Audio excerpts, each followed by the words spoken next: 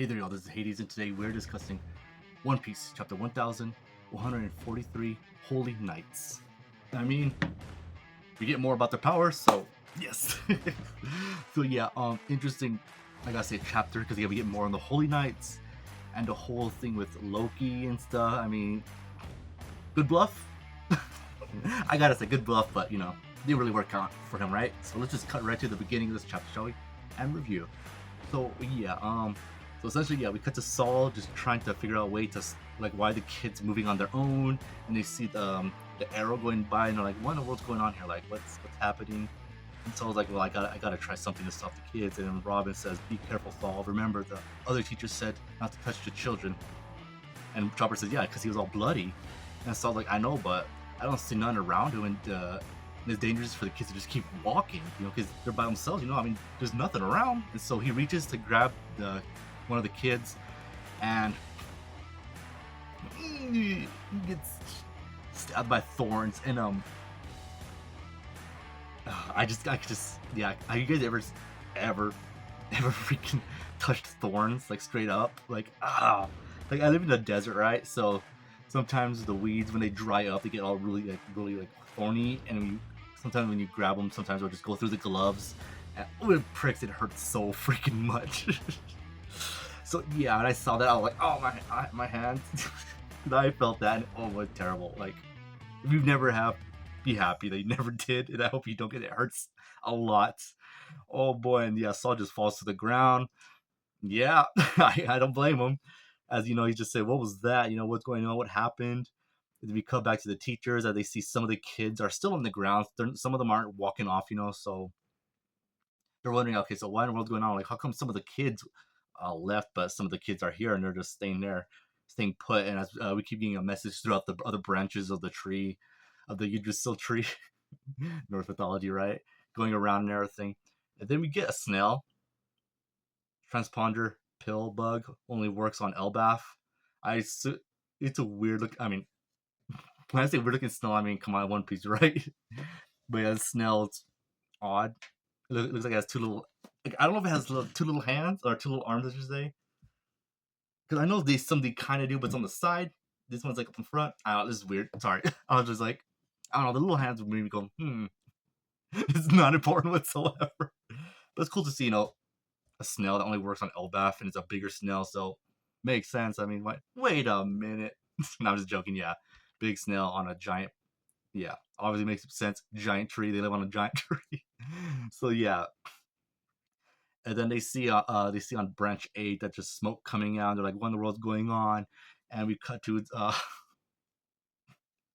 oh my, some of the giants. Some people are still drunk. Of course, Nami, she's not drunk. Brook is. Even though he's a skeleton, he has no stomach. Yo ho ho. And then we see these almost call them Vikings, which they kind of are, giant Vikings arriving as they're the firefighting Savor. I am so sorry if I mispronounced it. I'm positive I did, so my apologies. They come by as they're like, "The firefighting Sever is on the case. You got this, firefighters." As some people are cheering for them. We're counting on you. I mean, it only makes sense, right? Firefighter giants for the World Tree, right? And you don't really get too much of a close up shot of this ship, only the kind of the side profile, not even all the way. So I'm thinking, how's it like? How's the water on this? Like, is it on the back and just a certain amount? It like reminds me of the very very old school. Here's a picture of it. Old school firefighting vehicles that they had that doesn't look like it carries like that much water to compared to obviously today. Obviously, I mean, it does carry a lot of water, just not comparative to the ones that we have. But again, giants, fire truck, obviously giant, but an even bigger fire. Am I right? And as they're heading towards it, and then Brooke, for some reason, is this massive giant creature and just smacks the fighting giants out of the way, out of the sky. Okay, obviously it's not Brooke, but it does look like him without the fro. As everyone's like, "Wait, what?" Yeah, when I saw the giant, reading this chapter specifically, it reminds me of the giant, the yokai giant. I'm not even gonna try to pronounce his name. It starts with the G. That's what it reminded me of, but obviously that's not what it is. It's obviously, I'm assuming, just based off like the kids' random not mythology, like their dreams and everything. But yeah, I mean, The firefighters got defeated, which raises a question: didn't the teachers see the giant monsters in the last chapter? They should have like be like, hey, like everyone, there's these giant monsters. Watch out, they're right around there. How that's weird that they didn't warn them. If they did, my apologies. I did my bad for missing it. But yeah, then we cut to Summers essentially explaining, love, it's thorns, it hurts. I'm assuming he got burnt in his past. So I'm assuming, and he's talking about, essentially, yeah, that he's, got a powerful devil fruit, which he does. I'm not gonna lie, he does. He freaking does a good devil fruit. And yes, he has the thorn fruit. He's the thorn man. Not a bad power. I'll give him that. Not a bad power. And they're just sitting around eating, having a meal. I mean, bad guys got to eat too, right? Oh, just because I'm wearing this doesn't mean I support the world government. I support the Marines. All right, they're the good guys of the series. And yeah, they just continue talking about how they love this and everything. But of course, they're like, Summers is like, okay, so Gunko, isn't this just exciting? And Gunko doesn't even say anything. He's like, and he just falls down. Some of that Oda funny stuff. My favorite gag of any character that just falls backwards is Corazon. I I love Corazon. He was hilarious. Every time I see it, I just immediately think of Corazon. Even though he's obviously not the first one to do it in One Piece, but to me, he was the funniest, and I like it. And then we get Killingman. I mean, he probably has Killingman saying there was a thick brunch ran down the middle, as he's telling her, like there's are the kids gonna make it? And she's like, yeah, do I like essentially like as she's eating, she eats with her mouth bandaged up. It'd be one thing if it was like a no, it makes sense because obviously, off when the camera's not on her, she obviously opens it up, eats it, then closes it. Or the arrow just gets the food and just scoops it into her mouth. I don't know, guys. This is One Piece. I don't know here. And then she essentially says no that if they walk in a straight that way, they'll reach the village sea cloud. So essentially, they're able to get to the port faster this way. And sorry, not Killerman. Summer's like in the middle one's good stands out better. Make their utterly flurry all the more apparent. Essentially, the fire spreading and everything. Not the fire, but the kids taking them and everything. And also, they have nothing to do with the fire. I mean, which is obvious, but just to make it sure, it's just something that just they're like, oh, there's a fire. All right. And Killiman is like, Summers, I need a bit more salt. And Killiman says, salt?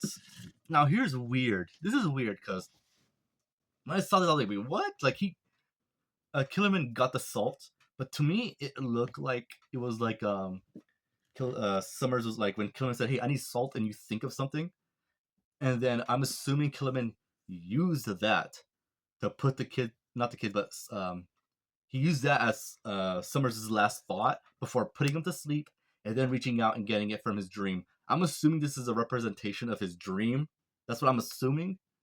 Because again, I'm not gonna act like I know how freaking Killingman's devil fruit works. I mean, it turns as we see it here, Killingman, dragon fruit, mythical type, model, kitten, dream manifesting man. Okay, that's pretty neat. That's a pretty neat devil fruit.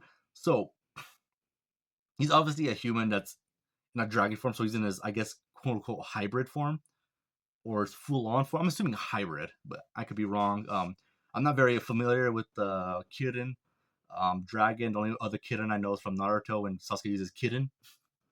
That's the only one I'm not familiar with, but I wouldn't mind looking more up into this. This is pretty neat. And then he says, "Oh, spatched rock salt, gourmet stuff." I mean, whatever you say. As he gets it, and then Summers wakes up and he says, "What about the sleep tides you pulled out of those brat streams?" And Killiman is like, "I can keep them going at the same time, of course. Hey, this salt goes pretty perfectly with this meal." As he says, "Try some Tagunko," and she is absolutely loving it. As she says, it's delicious. So that's pretty neat. So it seems like she's not used to like all that fancy food, but you think she would be since she's a holy knight.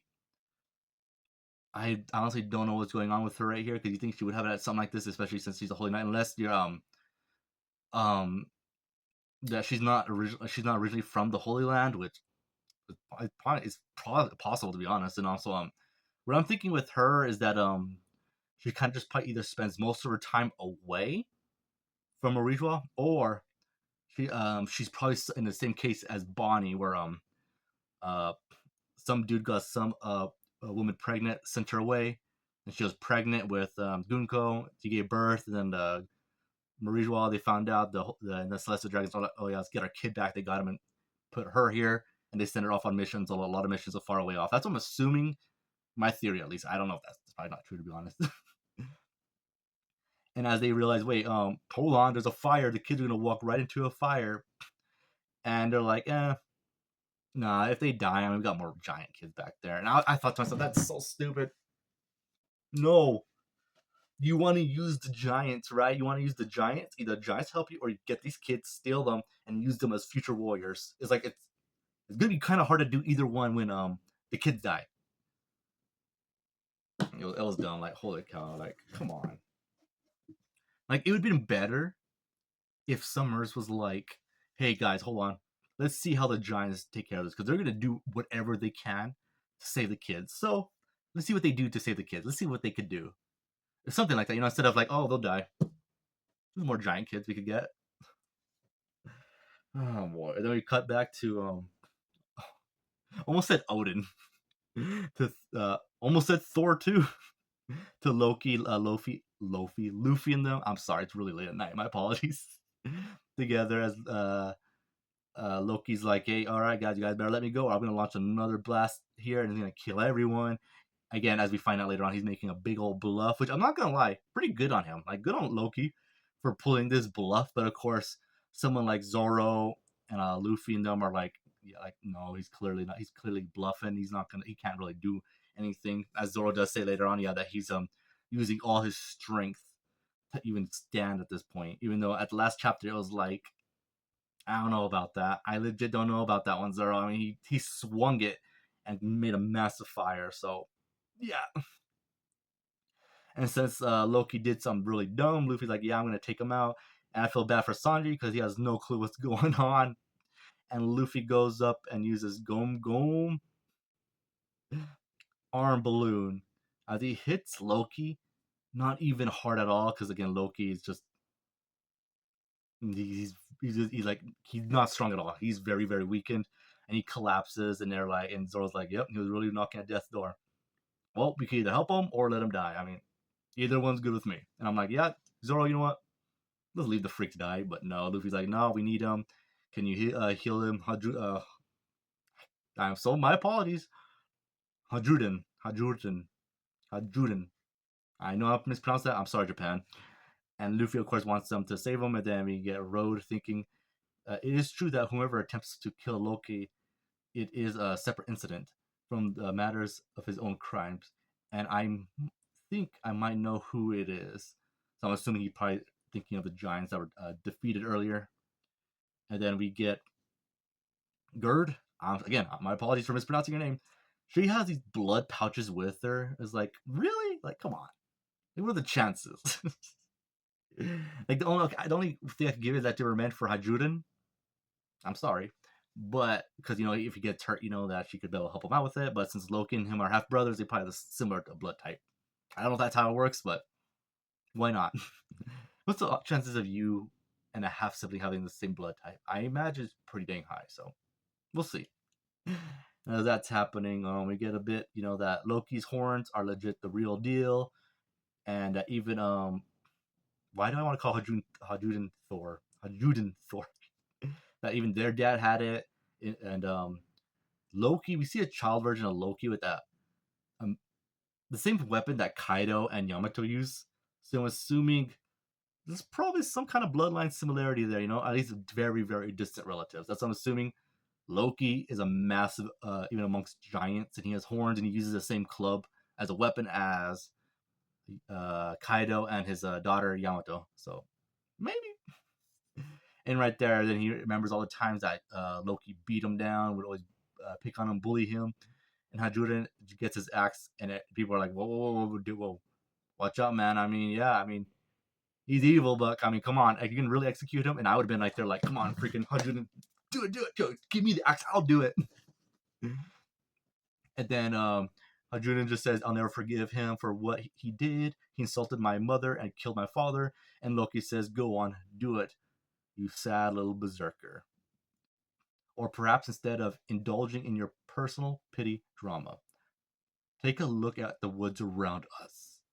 They all say I went and killed Dad with pure murder in my heart. But you don't believe that, do you? And then right there, Arjun just surprised and end of chapter. I have no idea what's happening here with pure murder in my heart.